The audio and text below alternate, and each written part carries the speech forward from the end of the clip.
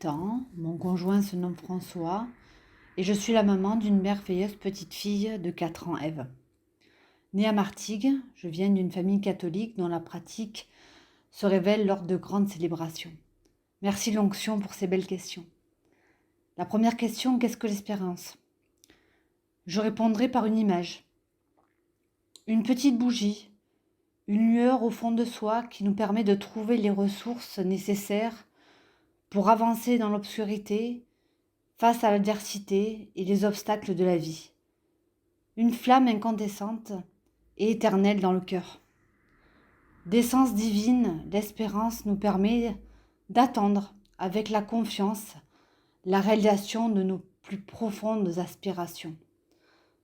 Je traverse aujourd'hui une épreuve de vie et l'espérance m'anime chaque jour, chaque minute et chaque seconde. En effet, j'ai appris dans le courant de l'été dernier que j'avais une lésion cérébrale. Un véritable choc, dévastateur pour moi et ma famille. J'étais malade. Les émotions négatives se sont donc déchaînées. La colère, le sentiment d'injustice, la peur. Pourquoi moi? Qu'est-ce que j'avais fait de mal pour mériter cette punition? Psychologue, je savais que le corps, le mental, l'esprit peuvent s'exprimer au travers d'une souffrance physique, dans le but d'être entendu et compris. Mon corps m'avait donc parlé et je devais comprendre pourquoi. En complément de l'intervention de la médecine traditionnelle nécessaire dans mon cas, je dois, pour rester actrice de ma vie, trouver les ressources personnelles intérieures pour combattre le mal, pour combattre le malin. L'espoir de guérison s'imposait donc à moi. Mais alors, comment passer du désespoir à l'espérance, de l'obscurité à la lumière? Pour moi, il y avait quelques évidences. J'avais besoin d'un refuge, d'un remède, besoin de me retrouver grâce à la prière. J'avais simplement besoin de Dieu. Je savais, j'étais convaincue que j'y puiserais un réconfort immense, de riches enseignements, un soutien sans faille, des réponses et bien plus encore. Et le bien plus encore, c'est l'amour et l'espérance. Pour la deuxième question, quelle est la parole de Dieu qui te donne l'espérance? J'évoquerai 3 paroles indissociables pour moi, qui me nourrissent et renforcent mon espérance de guérison. Tout d'abord, l'espérance de me rapprocher de Dieu, avec une citation. Dieu donne ses plus durs combats à ses plus forts soldats.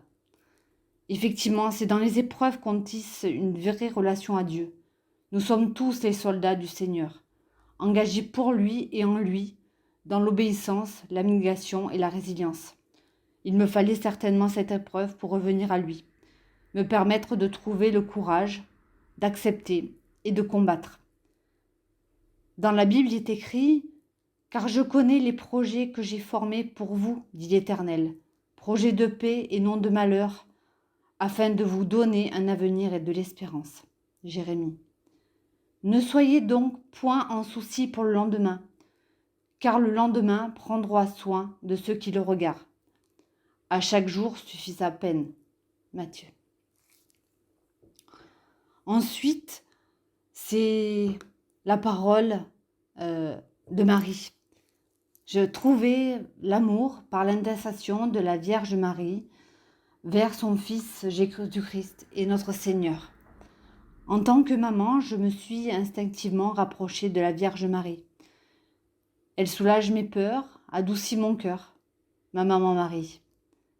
Tous les jours, je prie, j'égrène le chapelet pour Marie sur sa médaille miraculeuse. Miséricordieuse, aimante, accueillante, bienveillante, j'ai confié à Marie ma vie, mon corps, mon âme, mon esprit, mon cœur, ma fille, tous mes biens. Je te choisis aujourd'hui, ô Marie, te laissant disposer de moi à la plus grande gloire de Dieu. L'acte de consécration de Jésus par Marie, de Saint Louis-Marie Grignon de Montfort. Enfin, les paroles qui me donnent l'espérance, ça me permettra de répondre à la troisième question. Y a-t-il des personnes qui incarnent l'espérance? Ben oui. Et effectivement, je pense évidemment à ma fille, mon trésor, qui incarne l'espérance, l'innocence, la pureté, le courage.